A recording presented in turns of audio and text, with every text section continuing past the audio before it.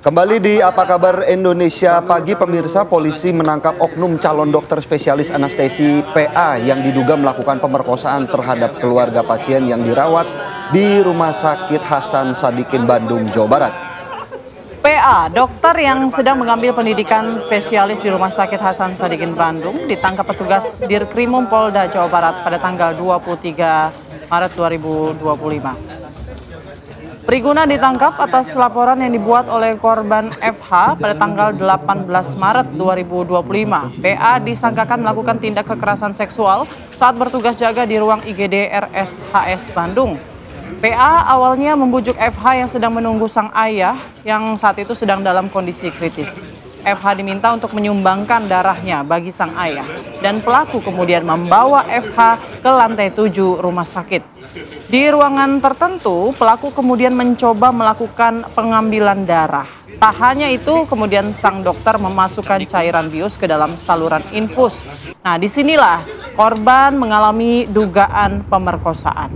Dan hingga kini polisi masih menyelidiki dugaan kuat adanya korban lainnya.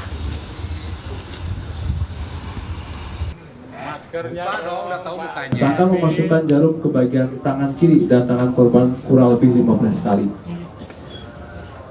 Percobaan kemudian menghubungkan jarum tersebut ke selang infus. Setelah itu tersangka menyuntikkan cairan bening ke selang infus tersebut dan beberapa menit kemudian korban merasakan pusing lalu tidak sadarkan diri. Setelah tersadar, korban diminta untuk berganti pakaian kembali dan diantar sampai lantai 1 di gedung MCHC. Setelah sampai ruang IGD, korban baru sadar bahwa pada saat itu sudah pukul 04.00 WIB. Lalu korban bercerita kepada ibunya bahwa tersangka mengambil darah dengan 15 kali percobaan dan memasukkan cairan bening ke dalam selang infus yang membuat korban tidak sadarkan diri. Kemudian saat korban buang air kecil, korban merasakan perih di bagian tertentu yang terkena air. Kemudian kita tetapkan tersangka saudara PAP atau Priguna Anugrah Pratama. Pekerjaan dokter pelajar yang sedang mengambil spesialis anestesis di Rumah Sakit Hasan Sadikin.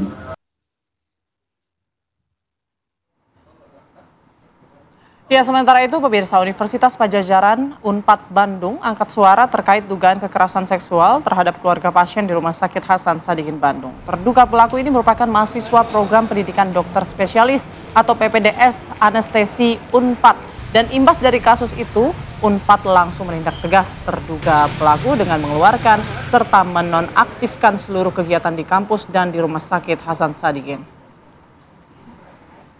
Rektor Unpad Prof. Arief Samsulaksan Kartasasmita mengatakan pemutusan studi ini diambil sebagai bentuk ketegasan institusi dalam menanggapi dugaan pelanggaran hukum dan norma yang dilakukan oleh peserta PPDS tersebut.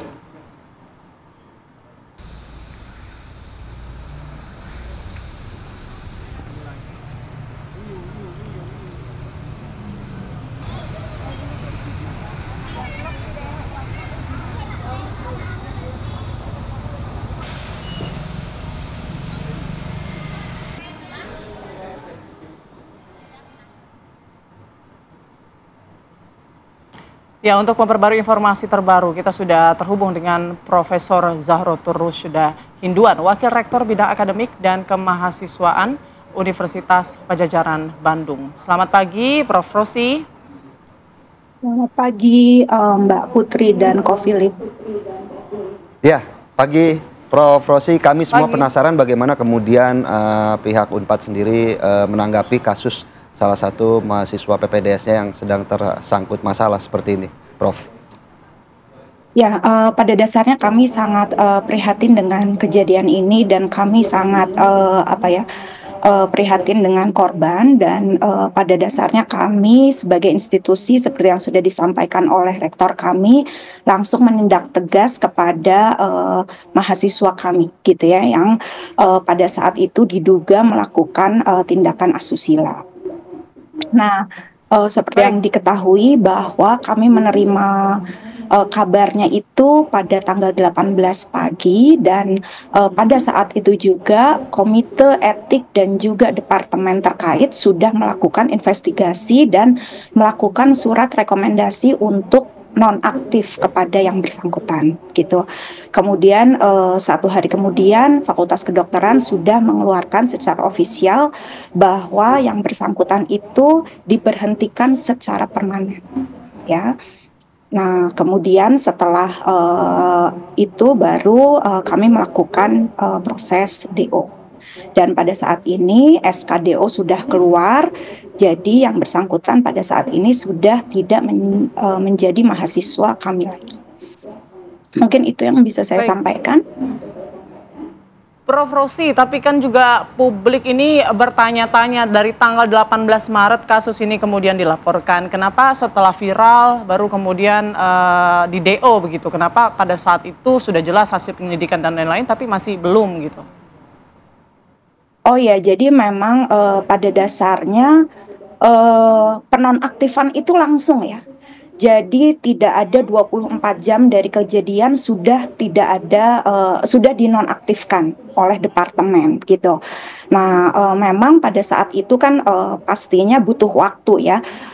Jadi tapi itu langsung tegas.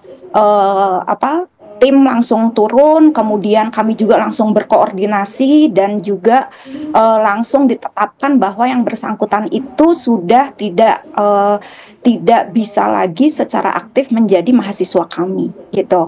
Kemudian tanggal 19-nya langsung diberhentikan walaupun masih secara permanen. Kemudian pastinya Fakultas Kedokteran mengirimkan surat kepada kami dan kami langsung memproses. Tapi bagaimanapun juga ada potong lebaran dan lain sebagainya. Jadi pada dasarnya bukan karena viral tapi memang ada proses gitu ya.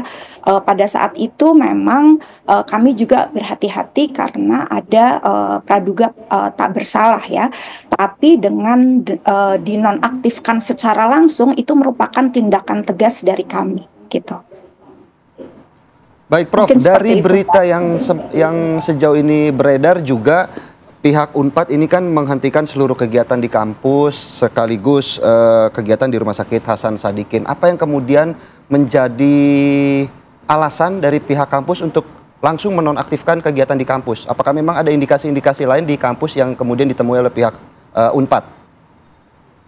Ya, pada dasarnya kan pada saat ini yang bersangkutan pada saat itu ya yang bersangkutan adalah mahasiswa residen ya, sehingga semua perilakunya, tindakan medisnya itu harus under supervisi. Nah, yang bersangkutan itu sudah melakukan tindakan yang di luar apa yang disupervisi oleh supervisornya gitu ya. Nah, di situ saja sudah pelanggaran berat dari profesi kedokteran gitu ya. Nah, jadi dari situ pun sudah dinonaktifkan itu sebagai konsekuensi dari pelanggaran berat yang sudah dilakukan yang bersangkutan. Baik, Prof. Rosi, tadi Anda sampaikan pihak kampus ini melakukan penyelidikan gitu ya. Apa hasil penyelidikannya? Karena kalau dari temuan polisi kan ada 2 kresek nih yang ternyata terdapat cairan sperma begitu ya. Jadi kemungkinan nih ada pelaku lain begitu. Atau mungkin bisa jadi kemungkinan ada korban lain karena dia dengan leluasa dan dengan santainya melakukan aksi bejatnya itu di rumah sakit tempat dia bekerja. Ya baik, kalau misalnya mengenai detail di rumah sakitnya tampaknya itu ranahnya polisi ya, kepolisian ya. Kalau kami ranahnya adalah bagaimana yang bersangkutan yang merupakan mahasiswa kami itu diberikan sanksi sesuai dengan apa yang dia sudah lakukan gitu ya. Tapi secara detailnya mengenai bukti di sana dan lain sebagainya tampaknya kami tidak berwenang untuk menjawabnya gitu ya. Tapi hasil penyelidikan kan tadi Profesor bilang melakukan penyelidikan pihak rektor. Mungkin apa hasil penyelidikan yang dilakukan rektor ini? Apa pihak kampus maksud kami? Ya, dari sana memang secara umum saya bisa sampaikan bahwa yang bersangkutan memang sudah melakukan tindakan medis di luar supervisi dan juga sudah melakukan tindakan keji kepada penunggu pasien ya. Mungkin secara umumnya seperti itu, dan itu kami juga mengundang yang bersangkutan untuk hadir sehingga memang hasil secara detailnya kami tidak bisa sampaikan di ruang publik ya, seperti itu. Baik, Prof. Rosi, sejauh ini pihak Unpad sendiri apakah sudah melakukan investigasi terkait teman-teman dari tersangka PA ini, bagaimana kegiatannya sehari-hari di kampus? Apakah memang ada indikasi gangguan jiwa ataupun kelainan dari tersangka seperti itu? Ya, karena pada saat itu langsung dibawa langsung diarahkan ke kepolisian, sehingga memang area kewenangannya itu ada di kepolisian. Nanti saya pikir bahwa yang bersangkutan akan diperiksa oleh psikolog forensik dan lain sebagainya gitu ya. Jadi itu sudah ranah kepolisian karena itu sudah kriminal gitu. Nah, sekarang yang kami lakukan adalah mengevaluasi bagaimana secara internal, monitoring dan lain sebagainya, itu yang sedang kami lakukan gitu. Jadi lebih ke bagaimana proses pendidikan gitu ya, dan bagaimana seleksi proses pendidikan dan juga monitoring terhadap mahasiswa kami yang sedang melakukan pembelajaran di rumah sakit pendidikan mitra kami gitu. Jadi kami lebih fokus kepada pencegahan ke depannya seperti itu. Baik, Prof. Rosi, dengan mencuatnya kasus ini kemudian muncul juga banyak komentar-komentar netizen yang akhirnya berani nih speak up begitu ya. Apakah mungkin dia korban atau mungkin dia teman korban? Nah, kita masih belum tahu begitu, dan kita pasti sebagian tuh dirahasiakan identitasnya di sosial media. Tapi bisa mungkin Prof. Rosi melihat itu. Nah, masalah yang terjadi di PPDS ini tidak hanya satu, tapi banyak sekali. Dan tuduhan-tuduhan seperti perselingkuhan sesama residen, atau mungkin bahkan mohon maaf sampai ada yang hamil dan menggugurkan kandungan, ataupun dunia malamnya begitu. Bagaimana Anda bisa menjelaskan ini? Apa yang dilakukan Unpad ke depan agar tidak terjadi lagi mungkin hal-hal yang serupa? Ya, pada dasarnya kami pada saat ini sedang tahap finalisasi merevisi peraturan rektor terkait etika mahasiswa. Terkait etika dosen sudah dikeluarkan gitu ya, dan pada saat ini juga kami berfokus untuk mensosialisasikan dari peraturan rektor yang akan segera disahkan gitu ya. Kenapa kami mereview? Karena memang pada saat ini seperti yang Mbak sampaikan, kejadiannya itu sudah sudah beraneka ragam mungkin gitu ya. Pada dasarnya kan mungkin pada saat awalnya itu dosen ingin memberlakukan sesuatu treatment agar mahasiswa itu menjadi disiplin ya. Karena misalnya saya mendapatkan informasi untuk menjadi seorang dokter misalnya objin gitu ya. Dalam 30 detik objin itu harus membuat keputusan yang sangat penting. Apakah yang bersangkutan harus membantu ibunya atau menyelamatkan bayinya, seperti itu ya. Nah, itu tuh memerlukan seorang dokter yang bisa decisive dan bisa membuat keputusan dalam waktu yang singkat, disiplin dan lain sebagainya. Nah, mungkin kami juga akan melihat apakah bentuk pendidikan yang saat ini ada itu masih efektif untuk generasi sekarang gitu ya. Apakah dengan pola-pola yang lama itu masih efektif atau tidak? Itu yang sedang kami lakukan dan evaluasi seperti itu. Ya. Baik, Prof. Rosi, mungkin terakhir kemudian apa sikap dari pihak Unpad sendiri kepada korban begitu ya, mengingat ini korban kan tanggung jawabnya ya, mengingat pelaku ini kan merupakan salah satu mahasiswa di Unpad walaupun sekarang sudah tidak begitu, Prof. Ya, baik. Jadi kami ada fakultas psikologi dan kami juga ada fakultas hukum, sehingga kami memang melalui perantara juga sudah berkomunikasi ya dengan korban gitu ya, dan keluarganya, dan kami memberikan pendampingan ya. Jadi kami menawarkan untuk memberikan pendampingan, baik pendampingan hukum maupun pendampingan secara psikologis. Walau pada saat ini kami sudah mendengar bahwa korban juga sudah dalam pendampingan psikologis oleh PPA ya, PPA yang ada di Provinsi Jawa Barat gitu.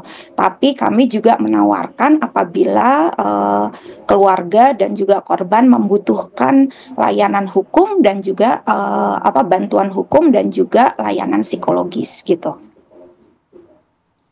Oke, baik. Terima kasih Profesor Rosi selaku Wakil Rektor Bidang Akademik dan Kemahasiswaan Unpad. Kita harapkan semoga kasus ini tidak terulang kembali dan mungkin ada residen-residen yang terindikasi tidak disiplin begitu. Semoga ada tindakan tegas sebelum akhirnya peristiwa-peristiwa bejat seperti ini terjadi kembali begitu. Terima kasih, sukses selalu Prof. Rosi. Selamat pagi Prof. Rosi. Ya, terima kasih banyak. Ya, Assalamualaikum.